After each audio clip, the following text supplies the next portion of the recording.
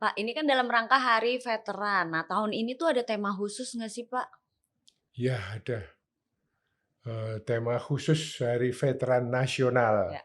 saat ini adalah membangun Indonesia yang maju didasari oleh jiwa, semangat, dan nilai juang 45. Jadi kita mendorong supaya pembangunan itu, dilakukan dengan jiwa, semangat, dan nilai juang 45. Nah, LVRI ini kan juga tidak henti-hentinya dalam menyuarakan dan mensosialisasikan JSN 45. Mungkin boleh dijelaskan kepada Sobat Damai nih, Pak, apa sih JSN 45 itu, Pak? JSN 45 itu adalah nilai sebenarnya kalau mau diringkas itu kecintaan kita Kecintaan. terhadap, bangsa dan negara ini. Bagaimana mereka itu akan berjuang tanpa, dengan mengorbankan segala kalau tanpa kecintaan. Mhm. Nah, ini mereka itu sudah mengorbankan segala macam, termasuk jiwa raga, sudah menjadi negara merdeka, ini harus kita pertahankan.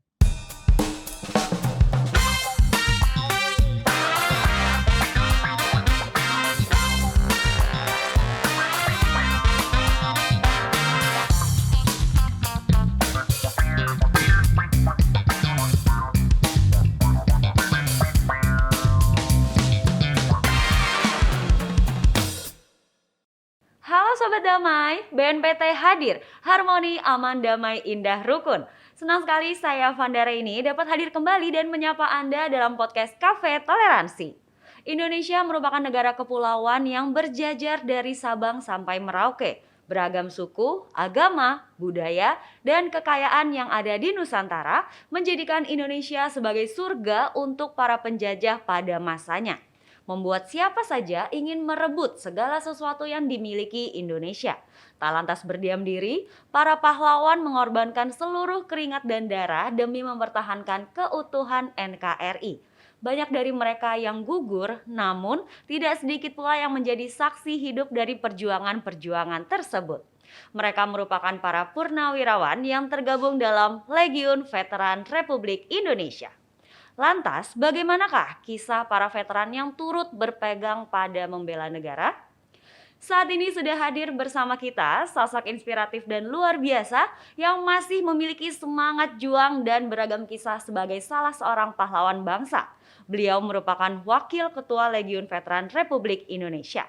Langsung saja kita sapa Maijen TNI Purnawirawan Bantu Harji YSIP. Halo Bapak, apa kabar? Baik, Vanda, terima kasih. Sangat, terhormat bertemu dengan keluarga BNPT Kami yang juga Pak, sangat berterima kasih nih kepada Bapak yang sudah datang ke sini Pak. Baik Sobat Damai, sebelum kita ngobrol-ngobrol dengan Pak Bantu di sini, seperti biasa saya menginfokan kepada Sobat Damai kalau di sini sudah menerapkan protokol kesehatan yang sangat ketat dan kami juga sudah melakukan vaksin lengkap, sehingga kami persilakan Bapak dan juga saya tentunya untuk membuka masker Pak. iya, terima kasih.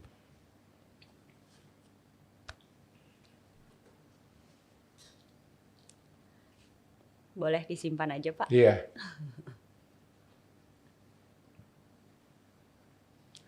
Nah, Pak Bantu, ini di usia yang sekarang nih Pak, alhamdulillah masih sehat walafiat juga. Tapi di usia yang sudah tidak muda lagi nih Pak, ya Pak Bantu ya, masih semangat sekali membela NKRI. Rahasianya apa nih Pak? nggak usah dipikir. Kok nggak usah dipikir Pak? Pokoknya selagi kita masih bisa mengabdi kepada negara, kita lakukan apa saja, itu ya. Kalau saat bertugas dulu, Bapak sempat ditugaskan di mana aja sih Pak? Waktu saya menjadi tentara pertama kali dilantik menjadi tentara tahun 62, nggak tahu sudah ibunya yang baru lahir gitu.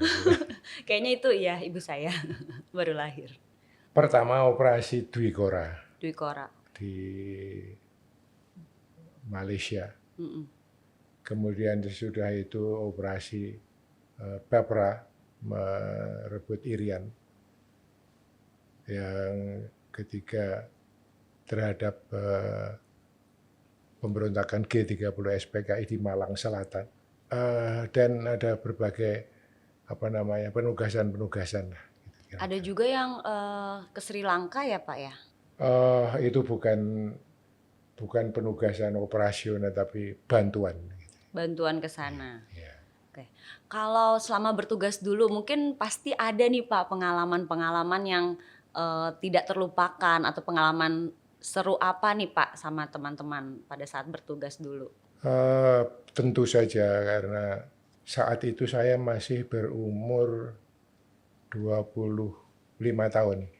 Waktu operasi Dwi Kora. Basis saya dari Medan, dari Sumatera, dan saya harus nyebrang Selat Malaka menuju ke Semenanjung Malaysia. Ini yang merupakan tempat yang sangat yang paling utara. Kalau Dwi Kora kebanyakan ada di Kalimantan, maka saya adalah yang beroperasi paling utara dari operasi Dwi Kora itu. Membawa 7 orang dan ya alhamdulillah saya masih kembali hidup. Tetapi 4 orang anggota saya yang dari 7 itu 4 tertangkap, 1 langsung meninggal. Gitu. Jadi alhamdulillah saya bisa kembali ke Medan lagi. Berarti yang pergi 7, Bapak Kembali 3. kembali 3. Ya. Oke. Nah waktu itu perasaan Bapak seperti apa tuh Pak? Di usia yang masih 25 tahun harus pergi bersama teman-teman ke sana, tapi ternyata ada yang tertangkap juga. Tidak ada perasaan apa-apa. Waktu itu kalau kita diperintah berangkat ya berangkat saja.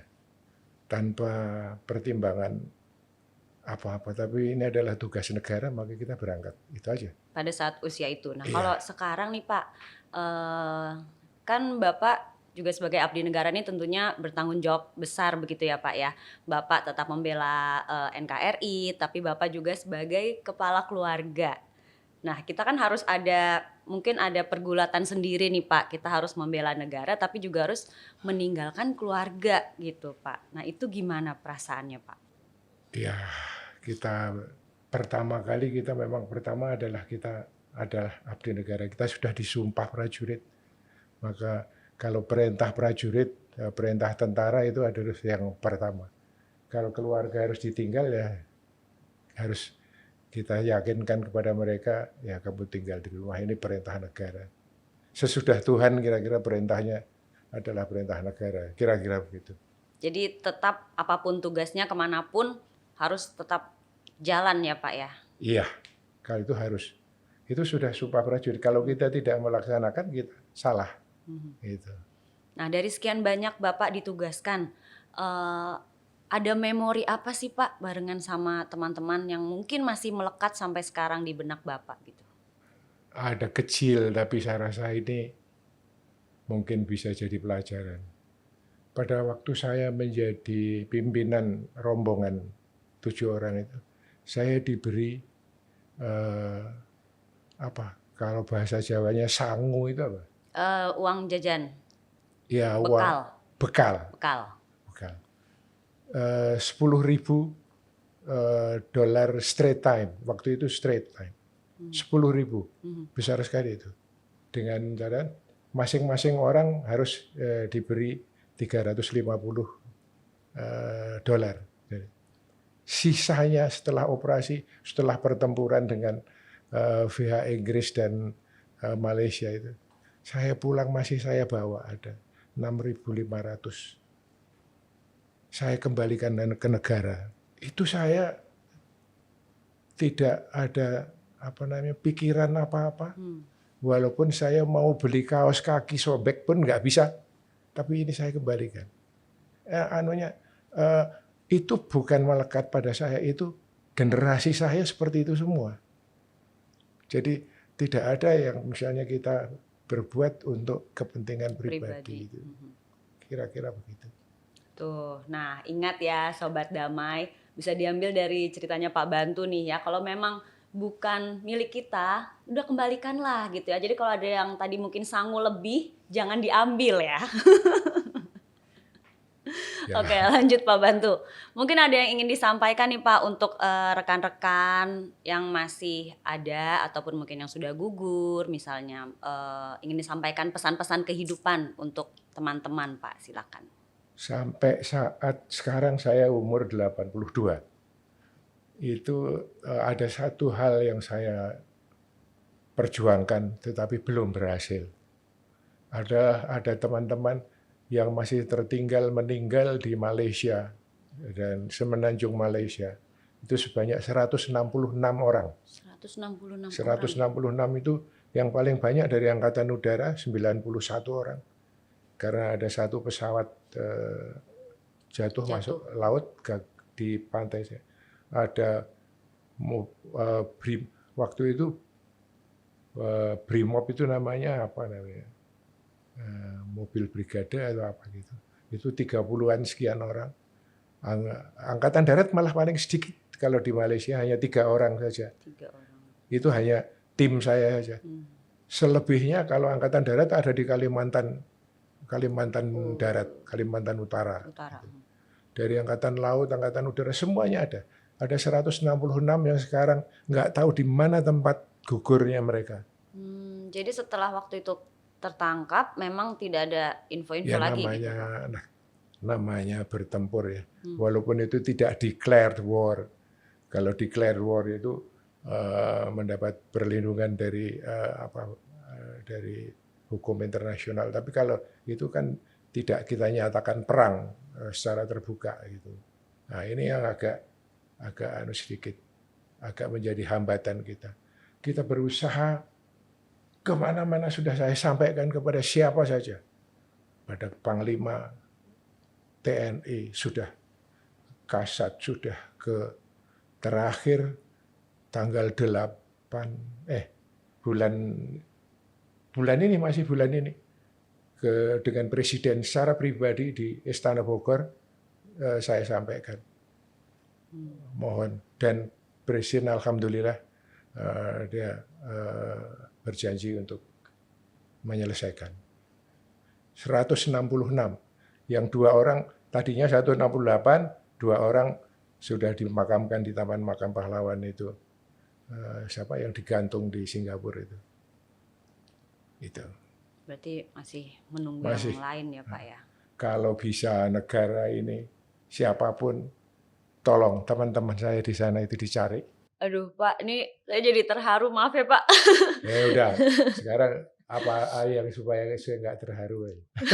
Ya habis tadi dengar cerita Bapak gitu ya, saya jadi ngebayangin juga nih ya Sobat Damai pada saat itu tuh, waduh, mengerikan sekali gitu Pak. Zaman dulu belum seperti sekarang lah. Zaman dulu itu ya itu mohon maaf itu, tapi jangan bikin teman saya yang di sana itu PR Tendean. PR Tendean itu agak di selatan, di Sumatera, dari Palembang itu masuknya. Saya dari Medan ke Pantai Cermin, Pulau Berhala, kemudian nyebrang ke Malaysia. Nyebrangnya itu kita pakai apa? Itu jangan dibayangkan begini. Kita kerjasama dengan Bea Cukai. Ini ada kaitannya Bea Cukai. Bea Cukai ini hebat ini. Zaman dulu ya, dia dengan kapal BC namanya Bea.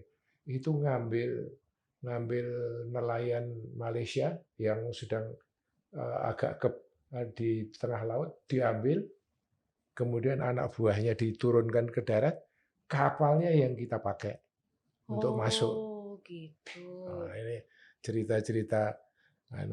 Makanya itu bisa masuk karena pakai kapal itu. Pakai kapal itu.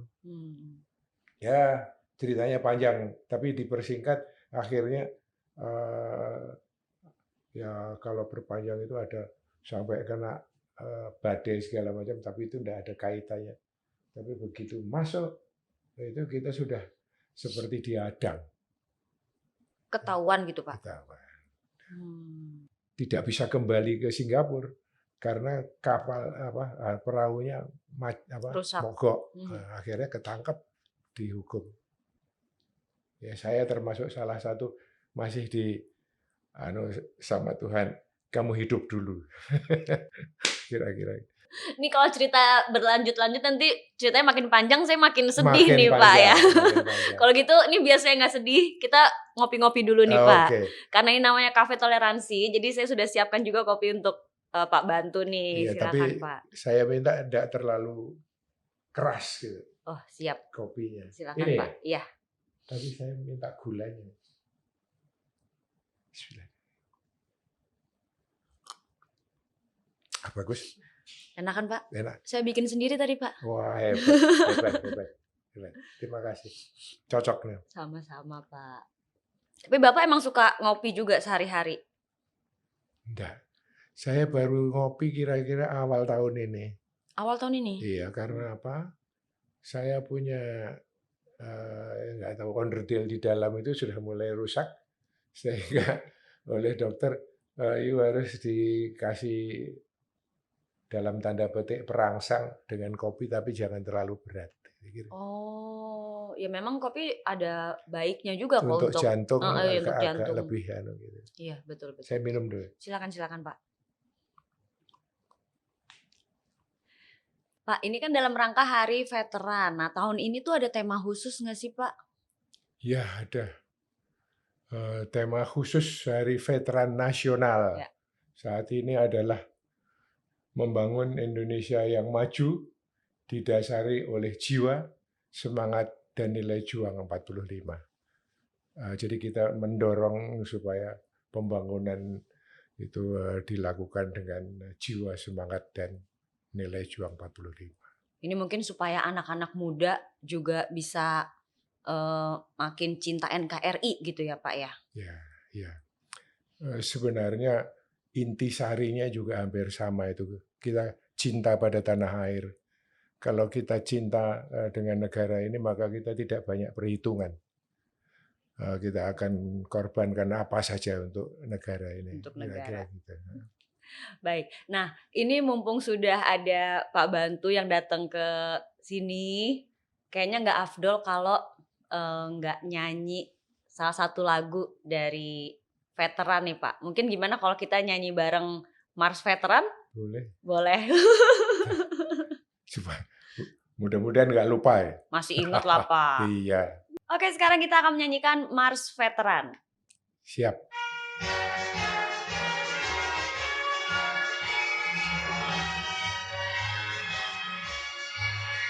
Veteran pejuang kemerdekaan Republik Indonesia, mengusir lawan, menghimpun kawan, pejuang 45.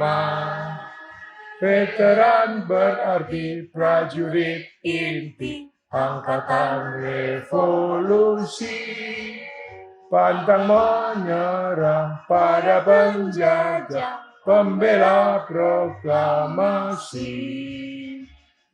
Bimbinglah angkatan penerus kita, wajibkan semangat jiwa 45. Bila berkorban untuk cita-cita, Indonesia jaya, hidup Pancasila.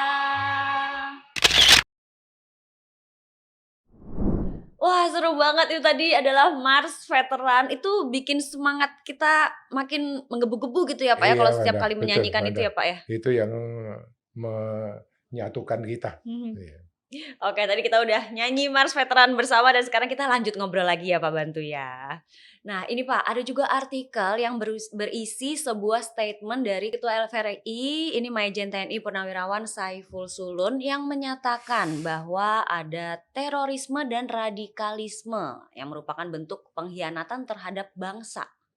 Nah itu mengapa demikian Pak? Dan menurut Bapak, apa aja sih yang harus kita perkuat gitu Pak agar terhindar dari paparan terorisme dan radikalisme serta tidak menjadi bagian dari hal tersebut begitu Pak?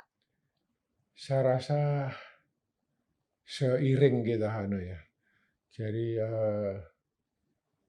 pewarisan jiwa semangat dan nilai juang 45 yang kita lakukan oleh Legiun Veteran ini seiring dengan apa yang dikatakan oleh Vanda tadi.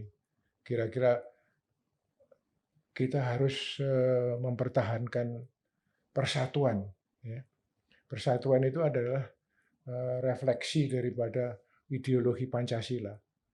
Nah ini harus kita pertahankan. Jadi apapun yang terjadi, tapi kita kecintaan tanah air ini akan mewujudkan Indonesia yang merdeka, Indonesia jaya, Indonesia raya. Kira-kira anunya begitu, larinya ke situ. Karena kita sama-sama, walaupun kita berbeda, katakanlah suku, agama, dan lain sebagainya, tetapi kita adalah satu keluarga besar. Seperti yang dilaksanakan oleh bapak-bapak kita dulu di dalam merebut negara ini. Kira-kira. Nah, LVRI ini kan juga tidak henti-hentinya dalam menyuarakan dan mensosialisasikan JSN 45. Mungkin boleh dijelaskan kepada Sobat Damai nih Pak, apa sih JSN 45 itu Pak? JSN 45 itu adalah nilai, sebenarnya kalau mau diringkas itu kecintaan kita. Kecintaan. Terhadap bangsa dan negara ini. Bagaimana mereka itu akan berjuang tanpa dengan mengorbankan segala kalau tanpa kecintaan. Nah ini mereka itu sudah mengorbankan segala macam, termasuk jiwa raga, sudah menjadi negara merdeka. Ini harus kita pertahankan. Gitu. Kita mempertahankan ini sebenarnya gampang-gampang mudah. Kalau dulu berjuang itu taruhannya adalah jiwa raga. Tapi kalau sekarang ini sebenarnya lebih mudah tapi lebih sulit. Lebih mudah tapi lebih sulit di dalam pelaksanaannya karena masing-masing sudah jalan sendiri-sendiri. Ini yang agak mengkhawatirkan. Justru karena itu kita veteran ini selalu mengingatkan, memberikan boundary, memberikan pagar. Silahkan apapun yang you kerjakan, tapi ini boundary-nya adalah negara Indonesia sesuai dengan Pancasila dan NKRI. Kira-kira gitu. Nah, jadi kalau untuk generasi muda juga tetap harus terserah apa yang kalian lakukan, yang penting memang ada batasannya. Batasannya itu kecintaan kita terhadap Pancasila dan Undang-Undang Dasar 45 serta NKRI. Keutuhan negara ini menjadi taruhan gitu. Nah Pak, kalau anak-anak sekarang nih, mungkin kan kayak tadi Bapak bilang juga terserah mau kemana, yang penting tetap ada batasan dan pedomannya di NKRI gitu ya Pak ya, dengan nilai-nilai Pancasila itu sendiri.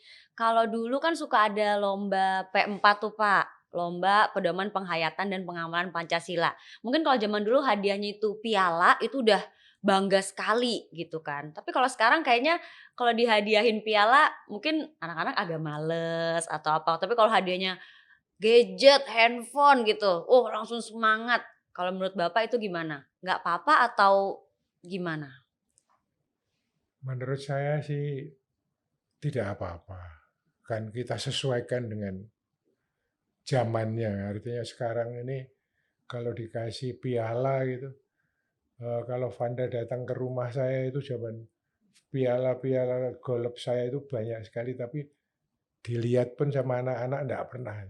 Tapi kalau bapaknya atau kakeknya atau opanya punya HP baru, sama langsung dilihat. Langsung sama cucu-cucu kecil ini semua sudah mulai rebutan. Kalau datang ke tempat opa, oma, yang dicari adalah kakek nenek adalah gadgetnya dulu. Jadi saya rasa tidak ada masalah sejauh itu tidak hal-hal negatif tidak terlalu banyak. Jangan karena kemudian gadget, kemudian mereka pikirannya ke gadget. Saya banyak membaca sekarang bagaimana cara mereka, anak-anak sekarang memisahkan dari gadget. Nah ini harus ada disiplin pemakaian dan lain sebagainya. Ini saya silahkan guru-guru yang orang tua. Jadi JSN 45 itu bisa dilaksanakan di dalam keluarga oleh Bapak Ibu dan kemudian di sekolah oleh Bu Guru dan Pak Pak Guru Guru. dan masyarakat. Mhm. Jadi jiwa semangat di nilai 45 ini bisa dipupuk dari 3 jalur tadi itu. Ya. Semua harus kerjasama.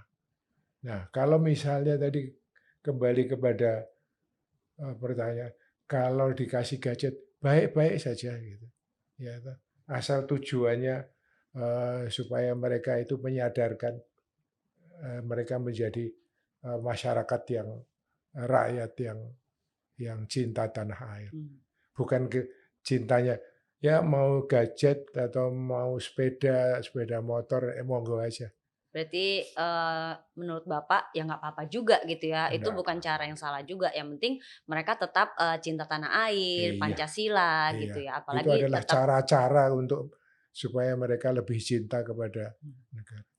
Jangan kemudian gadget sampai beberapa anak ada satu orang bisa punya 2, 3 gadget, malah dia enggak pernah belajar. Wah ini dah bisa kacau ini. jadi apapun caranya yang penting tetap dalam Koridor. batasan itu tadi, Iya, koridor ya Pak ya. iya. Nah tapi anak sekarang ada lagi nih Pak, sepertinya bentuk kritis mereka ini disampaikan kerap dengan yang namanya aksi demo atau demonstrasi.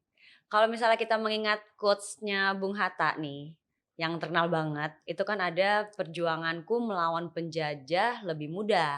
Tidak seperti kalian nanti, perjuangan kalian itu akan lebih berat karena melawan bangsa sendiri. Ya. Tapi kalau menurut Pak Bantu nih, dengan mereka ini anak-anak muda pada aksi demo, pada demonstrasi, apakah itu bentuk sebuah perjuangan juga atau bentuk lainnya? Ya, kalau bisa dilihat dari berbagai aspek ya. Demo merupakan ekspresi dari pada kebebasan, monggo-monggo saja. Tetapi ada batasannya. Ya. Tapi kalau demo, asal demo tanpa tujuan untuk membantu ini, maka saya tidak setuju. Saya ingat siapa yang mengatakan, ada filosof atau tokoh di luar mengatakan bahwa loyalitas saya kepada partai atau golongan, kelompok, itu akan selesai bila mana loyalitas saya terhadap negara ini dimulai. Saya rasa itu yang harus menjadi patokan. Kalau sekarang berjuang, katakanlah untuk kepentingan partai, tapi begitu rakyat sudah milih, maka rakyat harus mendukung, harus loyalitas kepada siapapun yang dipilih. Kira-kira begitu. Baik, terakhir Pak, nilai-nilai juang apa aja nih yang bisa Bapak sampaikan atau bagikan untuk Sobat Damai di rumah atau dimanapun berada yang lagi nonton nih, agar api semangat memperjuangkan dan mempertahankan NKRI ini masih tetap berkobar di dalam diri gitu. Dan juga mungkin ada harapan Bapak untuk teman-teman veteran ke depannya seperti apa Pak? Sedikit saya flashback.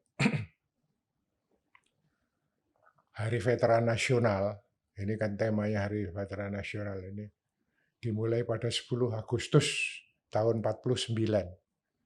Saat itu pemerintah Indonesia dengan Bung Karno mengatakan ya kita berjuang selesai, perjuangan fisik selesai, maka sejak tanggal itu kita ceasefire, kita gencatan senjata. Sesudah itu kita itu bukan lagi pejuang yang itu, tetapi sudah menjadi veteran. Ya tahun itu. Sehingga 10 Agustus tahun 49 itu menjadi Hari Veteran Nasional. Pada waktu itu di Solo terjadi pertempuran 4 hari 10 Agustus 7 sampai 10 Agustus 49. Ini. Jadi dipimpin oleh Ignatius Slamet Riyadi. Gitu.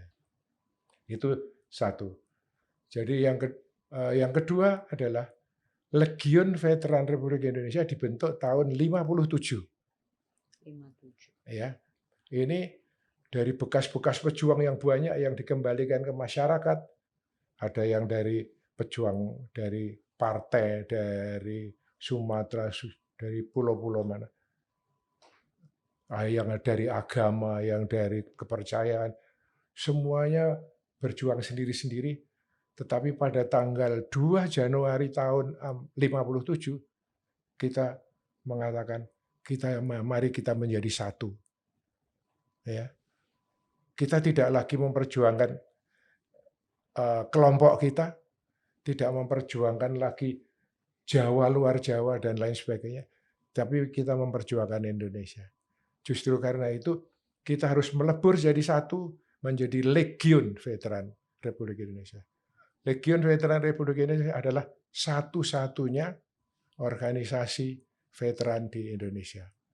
Dan yang terakhir pada tanggal 15 Undang-Undang Nomor 15 tahun 2012 Legiun Veteran, Undang-Undang tentang Legiun Veteran disahkan. Kira-kira. Jadi intinya adalah kita lepaskan egoisme masing-masing ya demi untuk yang jadi satu. Jadi saya harapkan itulah kita boleh berbuat apa saja, tapi untuk Indonesia Raya, untuk persatuan. Jangan sampai kita berbuat apapun, kemudian nanti ada yang lepas. Jadi itu aja kira-kira. Jadi persatuan merupakan refleksi dari Pancasila, NKRI.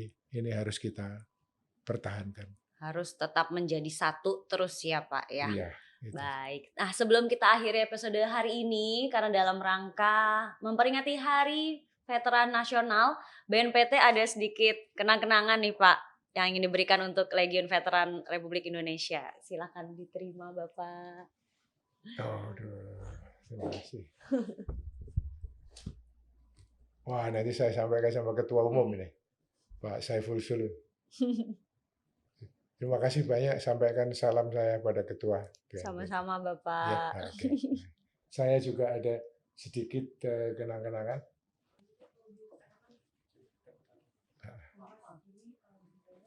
Maaf Pak. Ya.